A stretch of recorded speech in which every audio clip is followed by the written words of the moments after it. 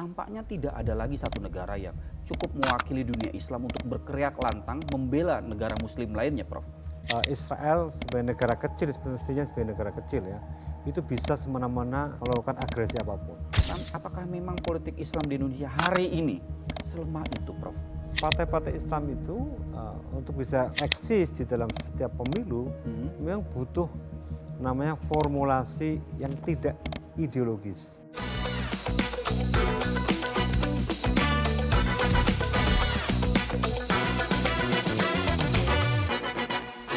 Ya, selamat datang di podcast Relasi, Regulasi, dan Aspirasi. Saat ini tentu saja kita akan membahas isu yang sangat penting dan masih relevan untuk hari ini.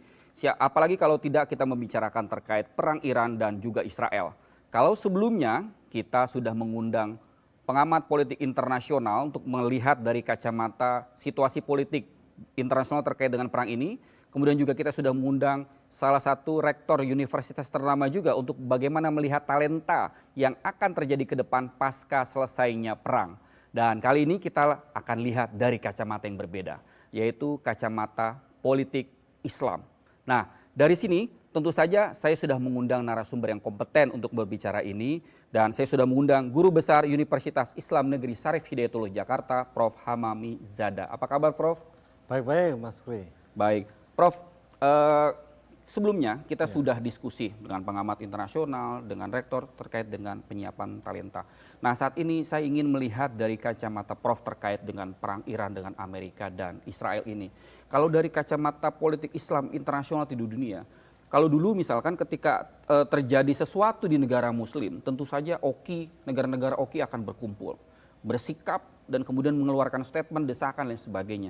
Tapi kok kita lihat dari beberapa bulan perang Iran dengan Amerika dan Israel, oki kok terlihat santai-santai saja atau tidak ada peran sama sekali.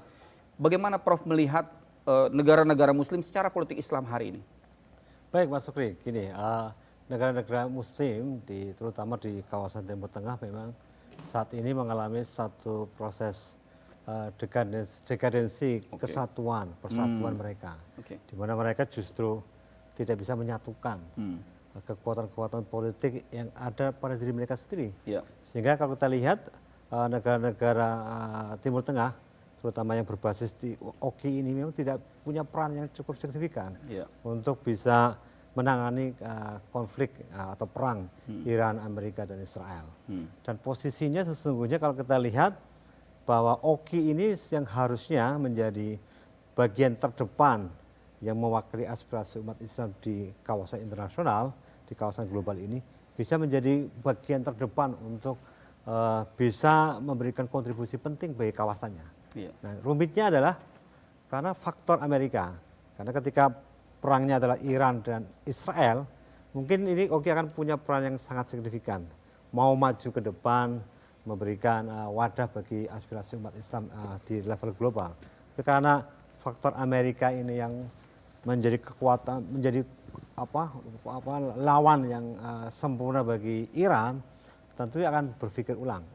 Jadi memang ada hegemoni Amerika terhadap negara-negara Timur Tengah itu begitu besar ya. Jadi bagaimanapun juga ya kapal-kapal perang di Amerika di Timur Tengah cukup banyak.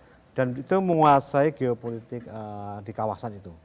Dan saya pikir memang akan sangat sulit bagi oki untuk bisa menentang langsung Amerika. Karena bagaimanapun mereka ada hegemoni Amerika di kawasan Timur Tengah. Dan bukan hanya di Timur Tengah, atau di kawasan lain juga mengalami hal yang sama. Jadi bagi saya memang oki nggak punya peran yang sangat signifikan dalam perang ini. Dan ini berbahaya bagi geopolitik Islam yang harusnya memang menjadi bagian penting, punya kontribusi bagi dunia. Ya, kalau kita berkaca ke abad 19, awal abad 20, dulu pusat pemerintahan Islam terkuat adalah Kekaisaran Ottoman. Ya, sebelum Perang Dunia Pertama. Setelah Perang Dunia Pertama, kiblatnya kemudian mengarah ke Arab Saudi. Nah, sekarang tampaknya tidak ada lagi satu negara yang cukup mewakili dunia Islam untuk berkeriak lantang membela negara Muslim lainnya, Prof. Ya, memang kekuasaan politik Islam zaman dulu memang disatukan oleh kekhilafahan. Yang kemudian semua negara atau semua bangsa kemudian berkiblat pada Turki, ya, Ottoman Turki. Tapi kan setelah pembubaran Khilafah Islamiyah itu kemudian nggak ada lagi satu kekuatan politik umat Islam yang bisa menjadi bagian yang menyatukan mereka. Karena menjadi nation state, ya, nation state ini membuat independensi mereka begitu kuat, tidak lagi terpusat pada satu kekuasaan politik di satu wilayah. Ya, memang resiko dari nation state adalah bahwa ini bangsa saya sendiri, maka saya akan mengatur sendiri. Kemudian semua kedaulatan politik ada di tangan saya sebagai bangsa. Dan itu membuat memang dalam prakteknya kekuatan dunia Islam sudah nggak begitu bersinar, nggak ada sinaran sama sekali bahkan. Karena negara-negara yang dulunya menjadi superpower seperti Turki juga nggak bisa berbuat apa-apa. Kemudian berpindah ke kawasan di Arab Saudi sebagai pusat peradaban Islam, juga lemah akibat hegemoni Amerika. Lalu negara-negara misalnya Persia, ya seperti misalnya Iran lah, ini yang masih setidaknya memberikan perlawanan yang sangat seru, ya, bagi kawasan dunia ini, yang membuktikan bahwa ini masih ada loh. Nah, kita umat Islam masih ada loh, setidaknya. Masih ada perlawanan, Ini. Dan bukan melawan Israel, yang dilawan oleh Amerika. Ini kekuatan sangat besar dilawan oleh negara yang kecil, yang tidak punya modalitas yang besar. Tapi diam-diam punya daya tahan yang tinggi. Dia punya daya tahan. Itu yang hebatnya di situ, Mas Sukri. Jadi ini pentingnya Iran, ya. Jadi meskipun negaranya diisolasi, kemudian diembargo, tapi masih punya kekuatan untuk melawan Amerika. Tadi Prof singgung soal nation state yang sudah berkembang sehingga kemudian negara-negara merasa ini negara saya menentukan sendiri, tidak ada lagi persatuan atas nama Islam negara dengan mayoritas Muslim. Dan kemudian saya teringat mungkin waktu Perang Dunia Kedua, Perang Dunia Kedua, bagaimana negara-negara yang mayoritas Muslim itu justru dibantu oleh Barat dalam memerdekakan dirinya. Contoh Arab Saudi, ya kan, Arab Saudi dibantu oleh Inggris, kemudian sekarang dijaga oleh Amerika. Begitu juga beberapa negara di kawasan Timur Tengah. Apakah hegemoni atau mereka menjadi proksi-proksi Amerika di Timur Tengah ini juga menyebabkan bahwa Oki tidak akan pernah bisa bersatu, sebagaimana dulu pernah diteriakkan Muammar Gaddafi di sidang Oki terakhir? Ya, betul. Jadi memang kepentingan politik bangsa-bangsa itu sudah sangat variatif, berbeda-beda, dan tunduk pada kedaulatan bangsanya masing-masing, sehingga kepentingan-kepentingan itu akan mudah sekali dinegosiasikan dengan pihak luar. Kepentingan Amerika akan mudah masuk ke situ karena bukan lagi kekuatan besar umat Islam, tapi menjadi kekuatan kecil-kecil, menjadi bangsa-bangsa sendiri, punya kedaulatan sendiri, bisa bernegosiasi dengan bangsa manapun. Nggak ada satu kiblat. Jadi kita umat Islam nggak punya kiblat lagi, kemana kiblat kita. Secara politik tidak ada. Akibatnya apa? Ya terpecah-pecah. Bahkan mereka saling berkonflik. Entah satu sama lain saling konflik, entah konflik perdagangan, entah ekonomi, entah budaya. Nah, itu entah paham keagamaan. Betul. Ini juga faktor paham keagamaan Sunni Syiah juga cukup menentukan posisi perang Iran dan Amerika Serikat di Timur Tengah. Bahkan bukan hanya di Timur Tengah, di semua kawasan dunia ini, posisi Sunni Syiah itu akan menjadi poin penting. Nah, itu juga yang saya mau tanyakan. Kabarnya kenapa negara-negara Muslim di Timur Tengah tidak mau membela Iran?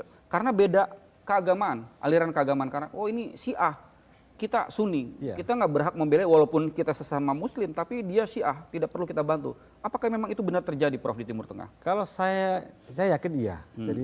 Jadi memang paham keagamaan seperti Sunni Syiah itu bisa membelah persatuan umat Islam.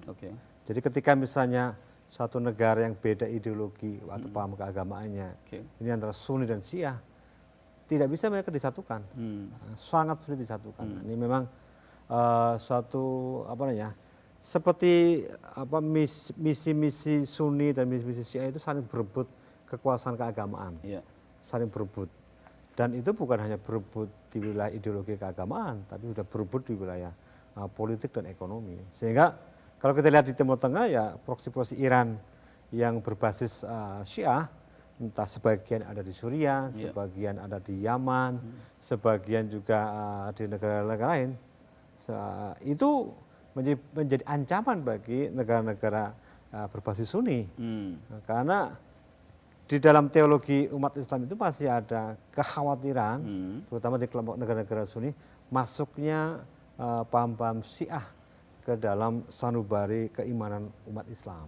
Itu yang membuat rumit politik itu tidak hanya dibaca pada aspek keamanan, security, ekonomi, tapi juga masuk ke akidah. Ya, itu yang semakin berat akhirnya persatuan negara-negara Muslim itu sendiri. Sehingga kemudian saya ingat beberapa kali pembelaan terhadap Palestina juga akhirnya tidak menjadi solid, sehingga Israel terus menekankan dominasinya sampai hari ini. Misalkan kemarin kita lihat kabar terbaru, ada beberapa aktivis ya termasuk 2 wartawan Indonesia yang ditangkap oleh Israel dengan semudah itu dan tidak ada perlawanan sama sekali. Prof melihatnya seperti apa? Ya, memang menurut saya ini ancaman berat bagi kita ya, bahwa Israel sebagai negara kecil, semestinya sebagai negara kecil ya, itu bisa semena-mena melakukan agresi apapun. Ya. Jadi bukan hanya di wilayah terdekatnya Palestina dan Lebanon, tetapi juga semua unsur-unsur penting yang mendukung itu akan dilawan dan bahkan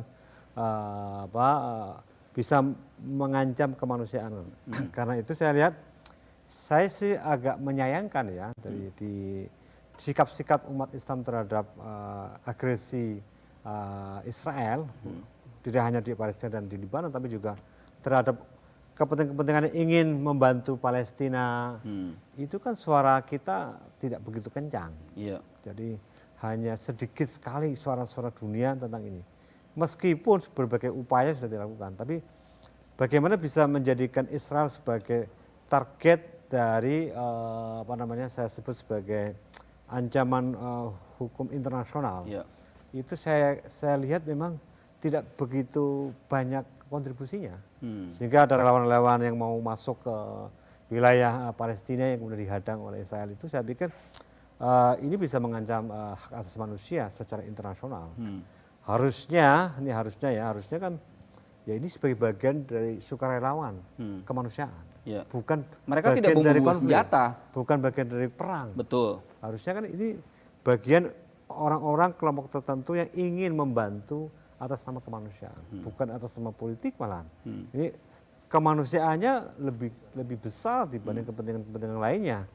Harusnya ini bisa diakomodasi oleh Israel. Dan saya yakin ini harus menjadi perhatian bukan hanya dunia internasional, tapi juga dunia Islam juga. Karena mereka juga kebanyakan juga plural ya, jadi mereka tidak hanya satu agama. Tapi saya pikir kita harus berani selalu menekan Israel. Meskipun kekhawatiran kita adalah politik domestiknya bisa kena dampaknya. Ya. Karena bagaimanapun juga ketika terlalu menekan Israel, ada Amerika yang punya kekuasaan politik dan ekonomi yang besar, bisa menekan negara-negara yang kemudian membantu Palestina atau yang melawan Israel ini akan setidaknya ada ketakutan dari sejumlah negara untuk berani selantang melawan Israel karena ada kepentingan hegemoni Amerika di semua negara. Penangkapan aktivis dan juga 2 jurnalis Indonesia yang terjadi baru-baru ini sebenarnya bisa dijadikan momentum. Satu, misalkan bisa nggak dijadikan momentum bagi negara-negara, misalkan di situ ada negara warga negara Indonesia, Malaysia, Brunei, Spanyol juga ada. Spanyol, apakah ini bisa dijadikan momentum agar negara-negara ini bersatu menekan Israel dari momentum ini? Karena ini seperti Prof sampaikan tadi, mereka membawa pesan damai. Mereka membawa pesan kemanusiaan, bukan pesan perang. Ya. Kenapa harus ditangkap? Apa salahnya? Gitu. Ya itu kan tidak hanya ini ya. Jadi beberapa kasus juga pasukan perdamaian juga kena imbasnya. Ya. Itu pun juga dunia internasional nggak bisa berbuat apa-apa. Ya. Itu udah pasukan perdamaian kemudian dilanggar oleh Israel ya. Sampai ada jatuhnya korban jiwa. Bagi saya ini yang levelnya sudah orang mati. Ya. Itu aja nggak bisa ada kontribusi dunia internasional untuk menekan Israel. Ya. Apalagi ini sukarelawan yang hanya ditangkap. Ya. Tentu saya pesimis ya. Saya pesimis bahwa Israel akan mudah ditekan oleh dunia internasional dan juga dunia Islam. Ya karena memang ini seperti apa ya, suatu negara yang bisa semaunya melakukan tindakan apapun. Selama Amerika tidak melarang mereka. Artinya untuk menekan Israel harus menekan Amerika terlebih dahulu. Iya. Dan untuk menekan Amerika tidak mudah. Karena ekonominya cukup besar dan kemudian juga kekuatan politiknya dan ketahanannya juga cukup besar. Nah, mari kita tinggalkan sedikit terkait dengan politik dunia Islam. Ya kan? Kita tarik agak ke dalam, ke Indonesia sendiri. Di Indonesia sendiri misalkan melihat seperti itu. Kemarin Kementerian Luar Negeri sudah mengecam keras apa yang dilakukan oleh Israel. Apalagi kira-kira yang harus dilakukan Indonesia sebagai salah satu negara muslim terbesar di dunia untuk juga ikut menekan Israel terkait dengan penangkapan ini, Prof? Ya memang karena situasi dan konteks Indonesia yang tidak bisa lepas dari dunia luar, khususnya Amerika, memang teriakan Indonesia tidak bisa sebebas Iran tentu. Yeah. Tetapi saya masih optimis kalau pemerintah kita melakukan diplomasi yang cerdas, yang smart, yang bisa mempengaruhi Israel atau mungkin mempengaruhi Amerika. Yeah. Terutama dalam kasus penangkapan jurnalis ini, ya diplomasi ini diperlukan kita untuk bisa membebaskan para jurnalis kita. Yeah. Karena itu kepentingan warga negara. Yeah. Jadi sudah. Ini warga negara kita, maka kita harus lindungi, kita harus bela. Jadi diplomasi yang cerdas ini perlu kita suguhkan. Jadi nggak mungkin kita kemudian diam saja, membiarkan warga negara kita kemudian ditangkap oleh Israel misalnya kan itu, nggak bisa begitu. Kita sebagai negara harus memberikan jaminan perlindungan kepada warga dimanapun, apalagi ada kontak internasional, ya hubungan internasional antara Indonesia dengan negara-negara lain. Jadi saya pikir misi diplomasi ini memang harus dilakukan. Apalagi kan Indonesia kan bagian dari bagian dari kekuatan dunia yang sebenarnya ini bagian dari BOP ya, bersama Amerika dan Israel. Yeah. Artinya apa? Mestinya ini bisa dilakukan diplomasi ini. Sebagai anggota BOP sih ikut berteriak karena ini mengedepankan perdamaian. Okay. Jadi saya sih berpikir Indonesia harus masuk menggunakan fasilitas BOP sebagai bagian diplomasi internasional kita. Minimal atau paling kecil adalah membebaskan warga negara kita. Yang kedua adalah dengan BOP ini adalah bisa memberikan tekanan kepada Israel agar tidak melakukan agresi ke Palestina. Itu setidaknya itu. Karena ini bagian bersama-sama sebagai anggota BOP. Nggak mungkin kemudian secara pasif ya. Kita pasif sepanjang Amerika nggak ada teriakan tertentu, kita kemudian pasif enggak. Kita harus aktif memberikan masukan-masukan solusi agar BOP sebagai kekuatan kita melakukan diplomasi internasional dalam menghadapi Israel ini. Tadi itu kan BOP, Prof. Yeah. Bagaimana dengan ASEAN? Indonesia kan termasuk kakak tertua lah di Asia Tenggara. Satu kakak tertua, kemudian penduduknya terbesar di Asia Tenggara, dan kemudian ekonominya juga cukup lumayan besar marketnya juga besar di Asia Tenggara. Apakah mungkin Indonesia bisa mengkonsolidasikan ASEAN? Tampaknya ASEAN tidak pernah bersuara ini terkait dengan masalah ini. Padahal ASEAN itu ada Indonesia, mayoritas Muslim, Malaysia, mayoritas Muslim, Brunei Darussalam. Nah, apakah ini tidak mereka lihat sebagai sebuah celah untuk mengkonsolidasikan ya kan kekuatan Islam di Asia Tenggara? Ya, memang ini instrumen penting, instrumen lama yang di sini kita bukan inferior. Ya. Beda dengan BOP. Ya. Di BOP ini kan instrumen yang kita inferior. Ya. Tapi di ASEAN kita superior. Ya.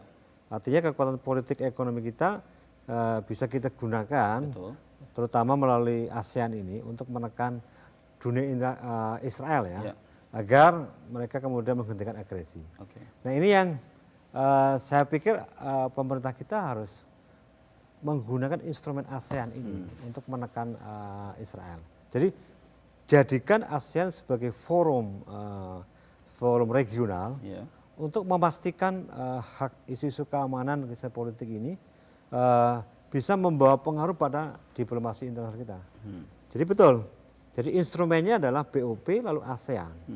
Ini harus kita gunakan. Karena kalau enggak, mau apa lagi kita punya instrumen apa? Instrumen apa lagi internasional yang kita punya? Kita hanya punya 3 setidaknya instrumen. Ada OKI, ada BOP, Asia ada Tenggara. ASEAN. Ini harus digunakan semua. Iya. Jadi secara paralel nih Oki kita melakukan upaya politik dan non politik, kemudian BOP, lalu juga ASEAN. Nah, sebenarnya pemerintah kita sudah melakukan beberapa langkah. Cuma mungkin daya tekannya. Nah, jadi Pak Presiden sudah berdiplomasi, berkunjung ke luar negeri banyak sekali. Setidaknya kalau saya lihat karakteristik sekarang ini memang diplomasi internasionalnya kuat, ya sangat kuat lah dibanding sebelumnya ya. Iya.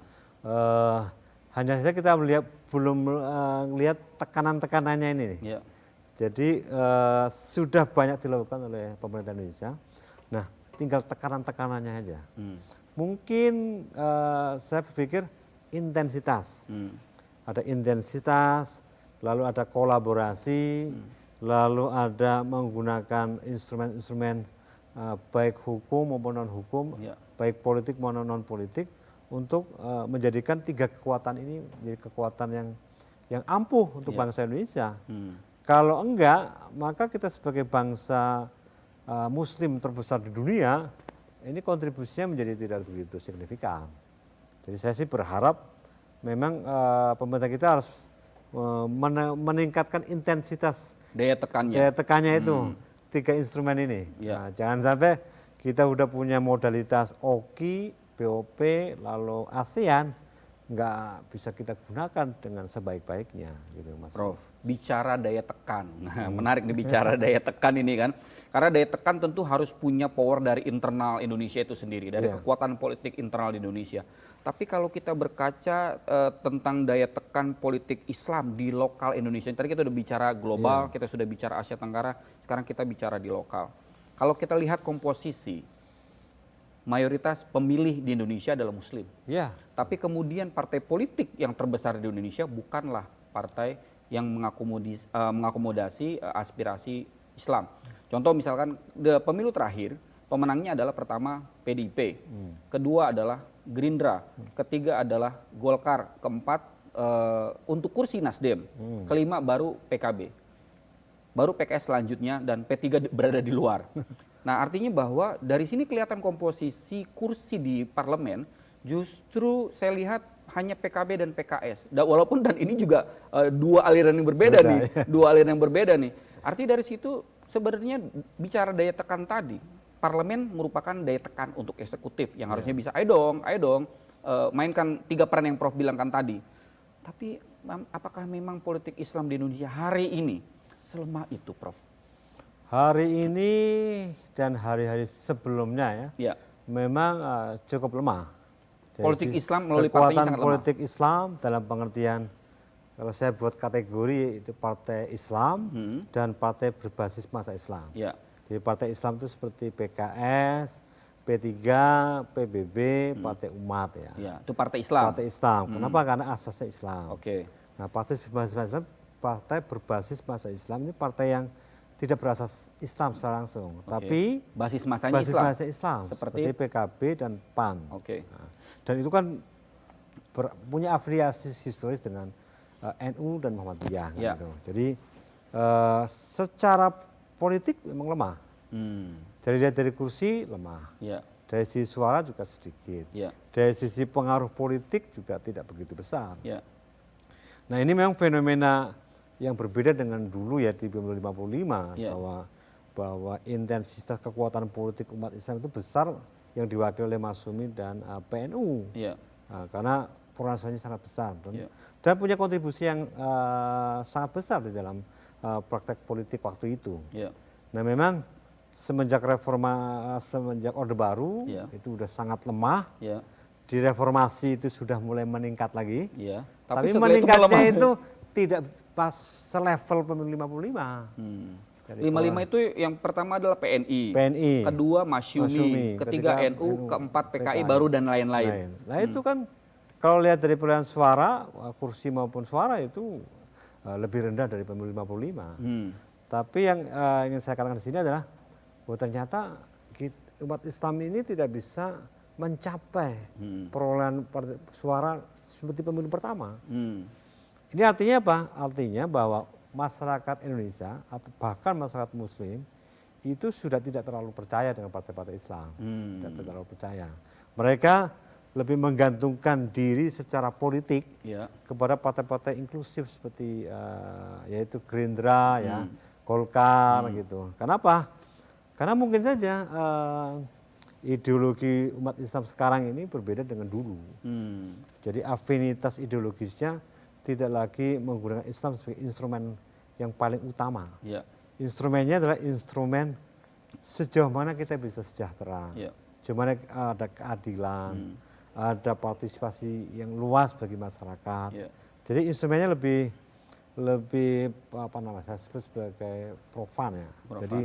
Jadi dia tidak lagi menggantungkan pada agama. Nah, jadi agama meskipun itu menjadi kekuatan yang besar bagi kita, tetapi secara politik ternyata tidak.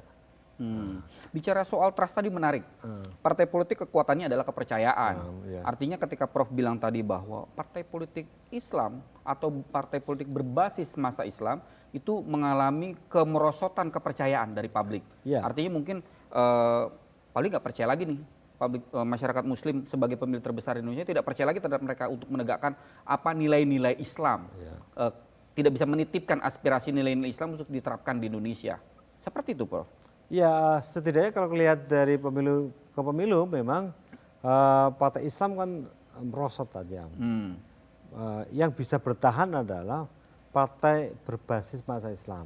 Karena dia punya cantolan yang sangat ideologis dan historis. Ormasnya, PBNU, PKB punya NU, PAN punya Muhammadiyah. Meskipun nggak kita bilang orang NU, PKB belum orang pasti ke sana. Tetapi ini kan modal. Karena punya ideologi dan historis yang sama ya. Nah, itu artinya apa? Artinya bahwa partai-partai Islam itu memang tidak menarik bagi umat Islam. Partai Islam itu nggak menarik bagi umat Islam. Itu kan agak aneh ya. Partai Islam tidak menarik buat bagi umat Islam. Kenapa? Itu kenapa? Karena umat Islam sekarang tidak lagi mendapatkan ideologi saja. Tidak cukup dengan ideologi Islam, kemudian suara Islam, nggak cukup dengan itu. Tapi mereka butuh namanya kesejahteraan, butuh namanya keadilan. Meskipun saya nggak mengatakan bahwa partai Islam nggak sejahtera ya, atau nggak adil, bukan begitu. Tapi maksud saya, mereka melihat pada, saya yakin nih, kalau saya memilih partai yang bukan Islam pun, saya bisa menggantungkan diri secara politik pada mereka. Bahwa bangsa ini akan dibawa ke bangsa yang lebih baik gitu, dibanding dengan partai-partai Islam yang mungkin saja ada kecenderungan konflik yang begitu besar. Karena memang kerumitan kita sebagai umat Islam adalah kerumitan variasi ideologinya. Nah, ini yang sulit untuk disatukan, kerumitan variasi ideologinya. Nah, jadi satu ideologi bisa kepecah banyak varian-varian sub-subnya itu. Akibatnya secara politik itu akan sulit disatukan. Ini contoh, di Orde Baru, Soeharto membuat kebijakan politik namanya fusi. Betul. Jadi partai-partai Islam disatukan dalam satu partai P3. Apa yang terjadi? P3 nggak bisa jadi pemenang ketika disatukan. Karena di dalamnya berkelahi. Karena di dalamnya berbagai varian ideologi yang sulit dipertemukan. Ada unsur NU, ada unsur Masyumi di situ juga. Di situ. Ada macam-macam di situ. Ada. Tapi kalau ingat P3 sampai hari ini masih berantem, Prof. Nah, ya karena sudah keluar dari 10 besar masih berantem juga di internal P3. Itu kan menjadi masalah kan. Jadi ketika unsur utamanya sudah keluar, NU sudah punya PKB, Muhammadiyah sudah punya PAN. Nah, unsur lainnya yang kecil-kecil itu tidak kuat menopang P3. Jadi memang harus semacam reformulasi ideologi untuk partai-partai Islam. Jadi jualannya bukan hanya agama, jualannya bagi politik umat ini bukan hanya agama, tapi harus dibarengi dengan ekonomi, politik, kesejahteraan itu. Betul. Tadi saya menarik pernyataan Prof bahwa masyarakat sekarang yang dicari adalah kesejahteraan, keadilan, dan kemudian di Islam sendiri, di nilai Islam sebenarnya kan ada. Diajarkan bahwa harus adil, harus mensejahterakan, harus rahmatan lil alamin. Apakah ini memang kegagalan para politisi Islam untuk mengejawantahkan nilai-nilai Islam itu sendiri ke dalam masyarakat seperti yang Prof maksud, sehingga trust itu tidak ada? Memang hari-hari ini memang tidak lagi orang Islam berpikir tentang eksklusif. Dia lebih melihat pada inklusivitasnya itu. Sehingga Islam sudah punya banyak prinsip ajaran tentang politik ya, tentang musyawarah, maslahat, kesejahteraan, keadilan itu bagian dari prinsip Islam. Dan itu untuk menerjemahkannya kan susah, sulit. Menerjemahkan sampai ke pemahaman tingkat bawah ya? Bawah termasuk mempraktekannya kepada masyarakat. Ya saya mengatakan bahwa partai-partai non-Islam, partai-partai nasionalis ya, partai-partai inklusif juga kesulitan mempraktekkan itu. Kesulitan, sehingga saya berpikir begini, partai-partai Islam itu untuk bisa eksis di dalam setiap pemilu memang butuh namanya formulasi yang tidak ideologis. Tidak ideologis. Dia harus inklusif. Dia harus bisa menerjemahkan Islam bukan dalam yang artifisial, tapi betul-betul bisa dimengerti, dimahami oleh umat. Kalau hanya simbol-simbol saja yang dikedepankan, maka nggak menarik lagi. Sudah nggak laku lagi. Dulu mungkin kita masih ingat pemilu 77 ya, pilih yang ada lambangnya Ka'bah untuk yang Muslim, sehingga orang memilih. Sekarang sudah tidak laku lagi. Sudah laku lagi, nggak udah pakai simbol, sudah pakai mana buktinya? Mana buktinya? Itu. Buktinya saya masih miskin saja. Anda sudah berkuasa, saya masih miskin saja. Tidak ada perubahan segala macam. Tapi begini, Prof. Ketika melihat melemahnya partai-partai Islam hari-hari ini, tidak terlalu kuat, tidak berada di dalam 3 besar penghuni di DPR, bagaimana dengan pemilu 2029? Apakah partai-partai Islam ini akan memiliki bargaining power ya kan terhadap pemerintahan selanjutnya, sehingga masih diperhitungkan lah kira-kira, atau tidak, melihat tidak terlalu besar juga partai Islam ternyata? Kalau saya memprediksi tidak diperhitungkan oleh penguasa. 2029 partai Islam tidak akan diperhitungkan. Oke. Kenapa?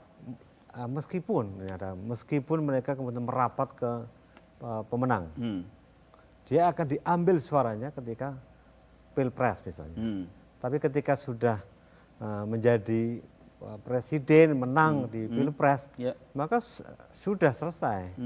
Jadi dia tidak akan mendapatkan jatah politik yang signifikan di dalam pemerintahan. Hanya melengkapi saja. Pelengkap saja. Sudah ada nih partai mewakili Islam gitu ya. Tapi meskipun ini suaranya kecil, melemah, partai Islam menjadi pemanis. Kalau nggak ada simbol-simbol Islam, nggak akan laku. Nggak akan laku juga. Calon presiden ini. Iya.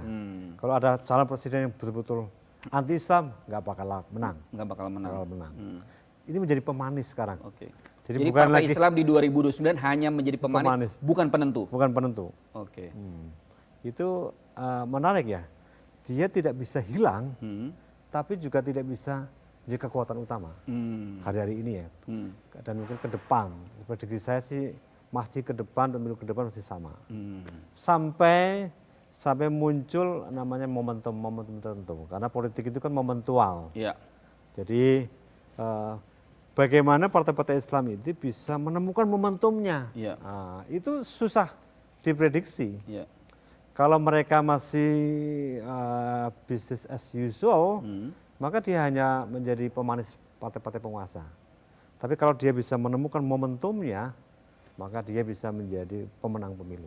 Kalau begitu, ketika partai politiknya lemah, kemudian besok di pemilu 2009 hanya menjadi pemanis, apa kabar aspirasi umat Islam di Indonesia nanti di regulasi, Prof?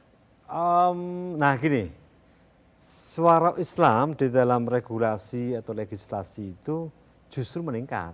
Meningkat? Iya. Tidak diwakili oleh partai-partai Islam. Tapi diwakili oleh umatnya secara langsung. Lembaga-lembaga tertentu yang punya akses pada kekuasaan. Jadi justru saya lihat hari-hari ini suara Islam di dalam kebijakan politik begitu besar dibanding dengan Orde Baru atau awal reformasi. Sekarang udah banyak aspirasi Islam masuk dalam regulasi kita. Jadi sesungguhnya tanpa partai Islam pun suara Islam sudah diwakili oleh pemerintah sekarang. Jadi mereka memberikan jaminan yang pasti terhadap suara Islam di kebijakan politik. Jadi sejumlah undang-undang yang bernuansa Islam sangat banyak sekarang. Jadi Pak Prabowo sudah mengakomodir regulasi-regulasi yang berkepentingan dari umat Islam itu sendiri. Iya, saya sudah melihat bahwa memang dinamikanya sudah makanya ada semakin bagus. Kementerian Halal ada Kementerian Haji, badan ya, badan sertifikasi halal. Jadi kalau lihat dari regulasi undang-undang yang diterbitkan sampai sekarang ini, itu aspirasi umat Islam di dalam kebijakan politik sudah banyak direspon positif oleh pemerintah. Jadi saya agak setuju soal itu karena misalkan ada Kementerian Haji sendiri. Ya. Yang artinya tidak dicampur dengan yang lain, artinya pemerintah ini coba fokus. Kemudian ada badan sertifikasi halal juga yang ini fokus kepada sertifikasi halal karena ini memang kebutuhan di ekonomi halal Indonesia dan dunia gitu ya. Tapi kemudian artinya institusionalisasi partai politik Islam akan terus meredup ketika aspirasi-aspirasi umat Islam itu sudah diambil oleh partai-partai yang tidak berlandaskan Islam secara langsung atau tidak berbasiskan Islam secara langsung, begitu Prof? Iya, betul. Jadi memang saya sebut bahwa suara Islam itu, suara umat Islam tidak lagi digantungkan kepada partai Islam. Dia sudah sangat yakin bahwa suara saya bisa saya gantungkan kepada partai-partai yang bukan partai Islam. Dan itu sudah terbukti kan? Sudah terbukti ya. Jadi misalnya di pemerintah sekarang juga aspirasi Islam banyak diserap oleh pemerintah. Itu tanpa harus menegaskan ini partai Islam. Jadi dengan partai yang ada sekarang, mereka sudah tahu diri bahwa ini ada aspirasi Islam, kita nggak bisa mengabaikan Islam. Betul. Maka saya harus memberikan porsi aspirasi umat Islam melalui kebijakan-kebijakan negara. Dan itu berhasil membuat suara umat Islam itu lari ke partai-partai itu, ya kan? Dan bisa meyakinkan kepada umat Islam, oh iya, pilih partai saya meskipun saya bukan partai Islam. Aspirasi kamu akan kami serap dan dijalankan. Dan itu terbukti. Jadi sudah banyak regulasi yang bernuansa Islam. Mana lebih baik, Prof? Aspirasi umat Islam dibawa oleh partai-partai nasionalis atau tidak bernafaskan Islam, katakanlah begitu ya, atau tidak berlandaskan Islam di slogannya, katakan begitu, atau memang partai yang memang notabene Islam yang menjalankan aspirasi itu, mana lebih baik? Kalau bagi saya akan lebih baik suara Islam atau aspirasi umat Islam itu bisa disalurkan oleh partai yang bukan partai Islam. Kenapa itu? Ya karena politik itu kan bukan soal sifatnya yang tetap, dia elastis, dinamis, sehingga kalau itu dibebankan kepada partai Islam, saya khawatir, karena politik itu juga banyak dinamika yang positif, negatif, khawatir tercoreng ketika ada korupsi di partai Islam. Akhirnya Islam yang rusak. Tuh partai Islam tapi korupsi. Itu kan menjadi beban. Itu terjadi di salah satu partai ya. Iya, itu kan beban bagi umat Islam di Indonesia. Jadi ketika disalurkan partai-partai non-Islam atau partai nasionalis lah ya, atau yang lainnya, itu kan nggak ada beban bagi umat Islam. Jadi bagi saya sih partai itu adalah bukan tujuan, dia adalah partai adalah alat kita untuk menitipkan aspirasi. Jadi itu bisa saja partainya bukan partai Islam. Jadi cukup partai yang ada kita punya itu udah cukup. Ini juga seiring mungkin SARA juga sudah mulai berkurang belakangan di Indonesia karena memang institusionalisasi agama itu juga sudah mulai berkurang perannya di masyarakat. Jadi masyarakat bisa menitipkan aspirasinya kepada siapa saja. Yang penting kalau diakomodir, kita akan pilih dia. Oke, terakhir Prof, apa pesan Prof terkait dengan apa yang kita diskusikan hari ini? Dari terkait tadi global, agak panjang kita cerita nih. Dari global terkait dengan Iran, Gaza, dan kemudian Israel, Amerika, kemudian di Asia Tenggara, sampai kemudian politik lokal kita di Indonesia, di mana partai-partainya semakin lama akan semakin berkurang dan ke depan hanya akan menjadi pemanis. Apa pesan yang ingin Prof sampaikan? Baik, secara internasional ataupun secara global memang umat Islam di seluruh kawasan itu memang meskipun berbeda-beda variasi ideologinya ada dalam satu garis yang sama. Sehingga kita sebagai umat Islam secara global bisa menunjukkan diri bahwa umat Islam secara global itu kuat, besar dan punya pengaruh. Tidak kemudian ditundukkan oleh kekuatan luar. Itu berbahaya kalau terjadi begitu. Jadi artinya bahwa kita harus berani menegaskan diri bahwa Islam adalah kekuatan politik global yang sangat signifikan bagi dunia ini. Nah, kita harus jaga, kita harus cari titik temu itu.